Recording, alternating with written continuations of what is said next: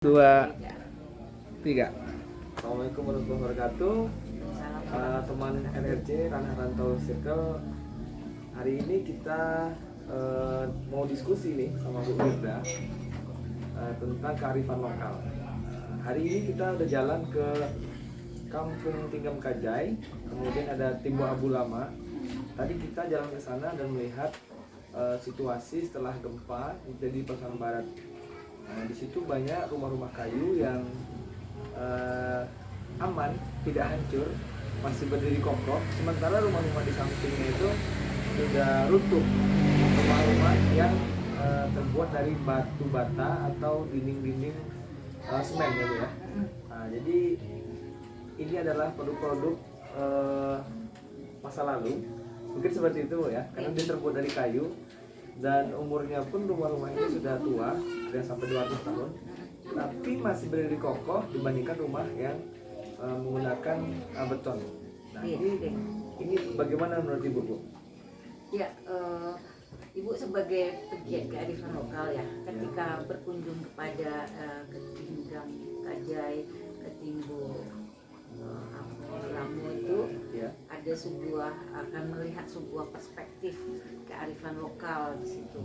Nah, ketika ada yang menarik, ada rumah gitu, rumah tua, rumah kayu, rumah yang di situ ada menonton, kemudian ada rumah ada batu tonggak yang dari batu yang di situ tidak istikam ke dalam tanah, menjadi sebuah pikiran apa yang menjadi sebuah kearifan di dalam masyarakat Pasaman Barat ini. Nah, kalau kita mulai kearifan lokal itu apa? Kan kearifan lokal itu kan ada yang nilai, ada pengetahuan, ada sistem pengelolaan di dalam masyarakat, ada keterampilan di dalam masyarakat yang itu sudah turun-temurun, merupakan identitas, dan di situ diajarkan kepada generasi berikutnya. Ada proses adaptasi masyarakat, ada proses belajar yang panjang, sehingganya tapi nilai-nilainya itu bijaksana gitu, nilai-nilainya itu arif gitu, dengan kondisi kekinian, dengan kondisi hari ini. Nah, kearifan lokal itu banyak, ada kearifan lokal pendidikan, politik, kesehatan, kemudian kearifan lokal kuliner, kearifan lokal pendidikan, kearifan lokal masuk kearifan ketahanan pangan. Nah, juga dalam hal ini kita melihat ada sebuah kearifan lokal arsitektur itu di dalam masyarakat di Kampung Tinggam Kajai ini. Nah, dari itu kita melihat ini sebuah yang perlu dilestarikan dan perlu kita kaji secara mendalam tentang kearifan lokal yang ada pada masyarakat ini. Kemudian yang menarik lagi, ketika proses rehabilitasi setelah pasca gempa, kita apakan rumah kayu ini, kita apakan, harusnya kan harus dipikirkan revitalisasi kembali rumah itu, kita jadikan rumah ini menjadi hunian utama, karena memang dari peristiwanya, dari perjalanannya rumah ini memang tahan gempa, rumah ini mampu tangguh di saat terjadinya gempa. Rumah ini menjadi sebuah yang mampu beradaptasi terhadap perubahan fisik yang ada di dalam masyarakat. Nah, itu yang menarik ketika kita berkunjung ke daerah kampung ini, kampung yang bisa kita kembangkan lagi menjadi sebuah objek wisata yang menarik. Sebuah kampung, tapi kampung itu mempunyai nilai-nilai bijak di dalam menghadapi lingkungan fisik. Satu lagi yang menarik di daerah itu kan adalah orangnya ramah, orang yang tidak termasuk terbuka kepada orang yang datang. Ketika kamu datang, dia terbuka, dan itu sebuah aset. Nah, Ibu melihat ada sebuah kekuatan sosial dari dua kampung ini sebagai kelestarian lingkungan, sebuah ketangguhan dalam menghadapi gempa, tapi juga menjadi aset pengembangan dari wisata budaya di dalam masyarakat Pasaman Barat. Jadi rumah kayu ini menjadi kearifan lokal, kemudian pasti harus dipertahankan karena dia memang terbukti tahan gempa. Ya. Kalau kita melihat masa lalunya, Bu, rumah kayu ini ada, kan udah ada yang ratusan tahun dulu. Iya. Apakah karena, maksudnya gini, kan ratusan tahun, kemudian kan semakin lama semakin sini pasti dia melewati zaman yang zaman itu sudah zaman semen, tapi tidak mereka ganti. Iya. Nah, kalau menurut Ibu, apakah rumah ini karena memang dulu sudah terjadi gempa, maka orang-orang tua dulu itu tidak mengganti rumahnya dengan beton, atau memang ada faktor lain mereka pertahankan rumah kayu ini? Ya, Ibu melihat rumah kayu itu menjadi sudah menjadi kebudayaan dari masyarakat itu. Disebut jadi menjadi kebudayaan itu sudah menjadi aturan hidup mereka. Kalau mereka hidupnya adalah kalau membangun rumah itu adalah rumah kayu yang ideal. Kemudian mereka menjadi ini sebuah yang perlu dia turunkan turun-temurun, dan dia anggap ini sebuah identitas. Oh, kalau mereka sebagai orang kampung Tinggam Kajai, ini loh identitas kita sebagai rumah kita adalah rumah kayu dengan arsitektur seperti ini. Nah, itu menjadi sesuatu yang dia lakukan secara proses belajar yang panjang, sebagai proses adaptasi dia terhadap lingkungan fisik. Kalau dalam teori lingkungan, teori determinan lingkungan. Teori determinan lingkungan itu adalah masyarakat membangun sebuah kebudayaan itu karena proses adaptasinya dengan lingkungan fisik, sehingga dia terbangun sebuah identitas terkait dengan rumah. Itu kenapa dia mempertahankan itu, karena dia meyakini ini yang terbaik. Kalau orang melakukan sebuah ini kebudayaan, dia meyakini kebudayaan itu adalah kebudayaan terbaik. Dalam bahasanya etnosentrisme terhadap kebudayaannya. Dia yakin orang itu memiliki kebudayaan, yakin bahwa kebudayaan itu benar, dan dia yakin rumah yang seperti ini adalah rumah yang akan membuat dia bertahan, sehingga dia tetap menjadikan rumah itu rumah di hunian dia. Memang kita lihat dari daerah Pasaman ini, beberapa daerah itu boleh 50% tetap mempertahankan rumah-rumah kayu gitu. Dari perjalanan kita tadi, rumah kayu banyak, termasuk rumah dominan. Ya walaupun sudah mulai tapi dia tetap pertahankan. Kalaupun ada yang punya ide membangun rumah baru, itulah meyakinkan mereka. Hasil wawancara ini tadi kan, ibu rumah kayu, yo syukur ambo tidak tetap perumahan. Ambo yo tak mencari rumah kayu itu, rumah batu itu hancur ambruk. Yo dengan kondisi sekarang kita akan tetap rumah awak ya rumah kayu, Bu. Kan kayu banyak, Bu. Ya, memang daerah Pasaman Barat masih sumber daya alam lingkungannya banyak menyiapkan kayu gitu. Nah, jadi katanya mungkin rumah kami akan rumah kayu, dan itu melalui program pemerintah atau program pengambil kebijakan. Bagaimana kebijakan sekarang berbasis kearifan lokal, revitalisasi hunian masyarakat berbasis kearifan lokal. Jadi apa yang menjadi kekuatan sosial masyarakat itu tetap kita lanjutkan, dan kita nanti dari kebijakan pemerintah itu yang kita masukkan ke pemerintah. Jadikanlah nanti kebijakan itu memang ada, jadikanlah kearifan lokal itu menjadi kekuatan sosial untuk mengembangkan masyarakat lebih lanjut. Kalau kearifan lokal ini menjadi sesuatu yang dipilih dan sekarang terbukti bahwa dengan rumah kayu ini mereka bisa lebih eksis dibandingkan rumah beton tadi. Lalu kemudian apabila ada dari pemerintah misalnya, kita bisa kok bikin rumah selain kayu, karena kayu mungkin ke depan akan lebih sulit karena regulasi di hutannya. Kemudian beton itu bisa kok yang tahan gempa, misalnya seperti itu kan, Bu. Kalau menurut Ibu, pilihan itu bisa kita tawarkan atau kita tetapkan sama masyarakat. Misal pemerintah pengennya beton karena dia akan lebih tahan lama, tapi kalau masyarakat maunya yang kayu. Kalau menurut Ibu, bagusnya pilihannya yang gimana? Nah, ada dua hal ketika masyarakat melakukan pilihan kayu itu. Satu, dia milih kayu itu karena dia sudah merasakan bahwa rumah kayu ini tahan gempa. Yang kedua, rumah kayu itu rumah identitas.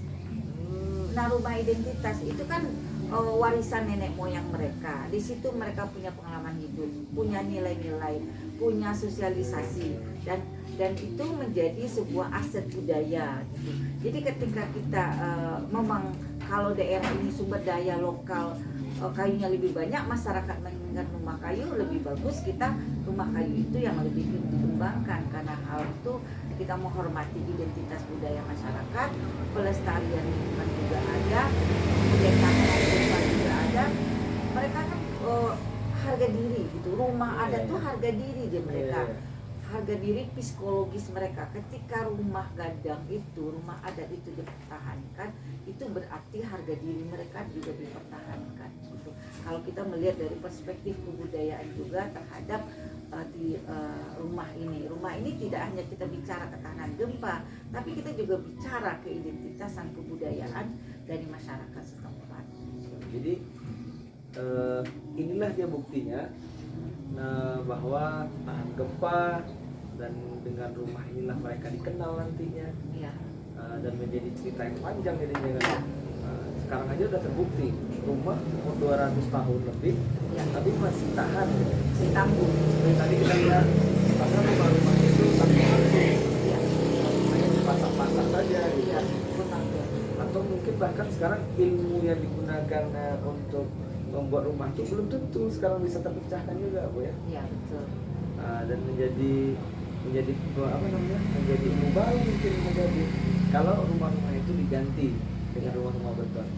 Dan pastinya menurut saya walaupun dibuat beton sekuat apapun, karena belum ada buktinya, misal dibuat lagi beton yang katanya tahan gempa, tapi tidak ada buktinya karena belum ada belum ada gempa lagi misalnya, tapi dengan rumah kayu sudah membuktikan bahwa lebih tahan. Nah, ini kan kearifan lokal di bidang arsitektur rumah. Kemudian ketika tadi kita masuk ke sebuah desa tadi, itu ada melihat rumah dengan arsitektur yang kearifan lokal tadi. Kemudian yang bilang juga mereka masih sama menyapa, ramah. Menurut Ibu, ada nggak hubungannya dengan kearifan lokal secara arsitektur dengan keramat tamahan ini? Satu hal lagi, rumah kampung yang kita lewati itu mereka dalam satu kerabat. Jadi mereka itu berada dua suku, katanya ada tiga suku ya, suku Caniago dan suku Jamba. Gitu. Mereka dalam satu kerabatan ketika dan kita ini dianggap tamu dalam budaya Minangkabau, dalam budaya masyarakat Indonesia pada umumnya sangat menghormati tamu. Jadi mereka orang yang sangat kuat dengan nilai-nilai adat, nilai-nilai budaya yang merupakan filosofi hidup. Nah, saya pikir itu karena mereka kekuatannya itulah salah satu yang menyebabkan karakter mereka muncul, menghormati tamu yang datang. Nah, kita dihormati, kita disambut dengan ramah, kita langsung datang dan tidak curiga. Kita datang, dia tidak nanya siapa kamu, kok ngomong dengan saya, tapi dia langsung, ibu saya datang, mau saya ada mulai lihat, boleh, silakan. Oh, rumah awak ya seperti itu. Sampai nenek-nenek kita ketemu tadi umur 90 tahun, senang betul dia berkomunikasi, begitu juga ada saudaranya. Dan ini aset gitu, wisata gitu, aset kita jadikan ini. Kalau ibu melihat aset wisata yang akan dikembangkan itu adalah wisata sosial entrepreneur, artinya wisata yang kolaboratif antara masyarakat dengan pegiat pariwisata dan sebagainya. Jadi pariwisata yang berbasis komunitas. Jadi orang selama ini kan pariwisata, bagaimana masyarakat itu ikut dalam menikmati kue-kue gitu dari pariwisata itu. Ketika ingin mengembangkan daerah wisata kolaboratif, menjadikan misalnya itu homestay tapi tetap menghargai apa tatanan sosial mereka. Berarti rumah yang kearifan lokal tadi itu kita branding kan? Bukan. Kalau saya begini, berarti ada hubungannya Bu ya, sikap sosial mereka terhadap rumah yang kearifan lokal tadi. Jadi rumah ini sebagai pancaran dari kearifan lokal mereka, membuktikan bahwa mereka pun masih menjaga kearifan lokal dari turun-temurun dulu gitu. Iya. Itu buktinya karena mereka menghargai kearifan lokal dari zaman dulu, rumahnya tetap kayu dan adat istiadatnya masih dipertahankan juga gitu. Iya. Kan banyak juga penelitian, misalnya kayak kita menemukan penelitian di Baduy ya, masyarakat yang ada di Banten.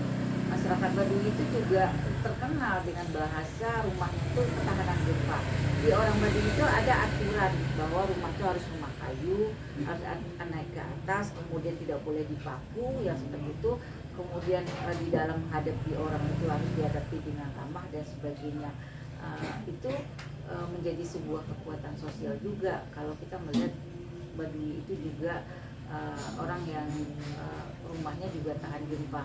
Nah, jadi sebenarnya kasus yang seperti di Timbo Abu ini dan di Kajai ini sebenarnya sebuah menjadi core value di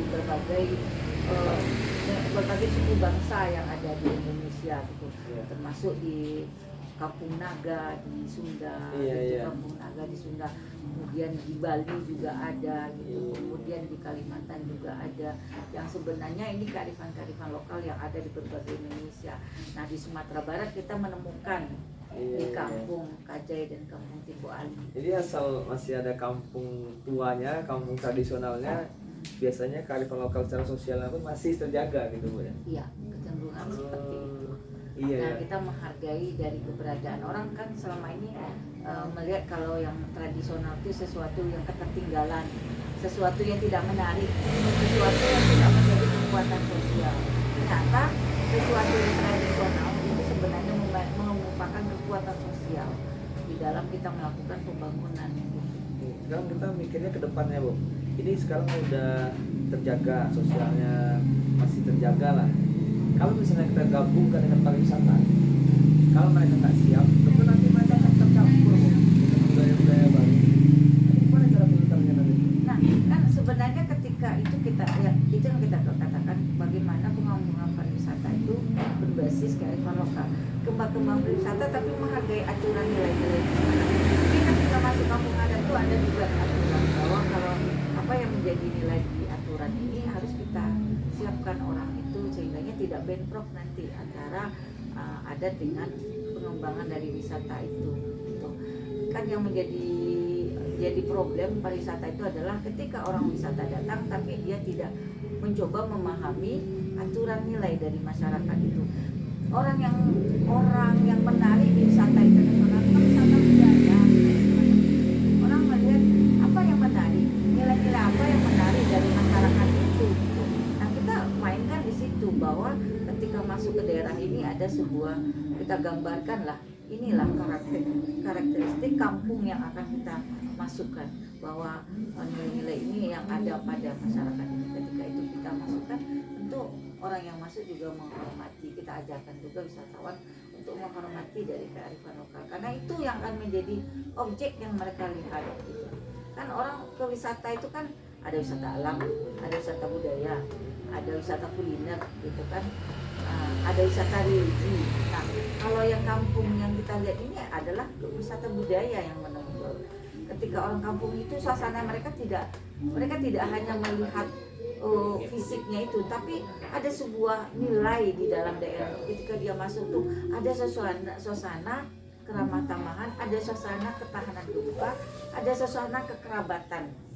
Di situ kan kekerabatannya tinggi dan sebagainya. Nah, itu yang dikatakan berbasis kearifan lokal. Maka mari kita wujudkan membrandingkan pariwisata berbasis kearifan lokal.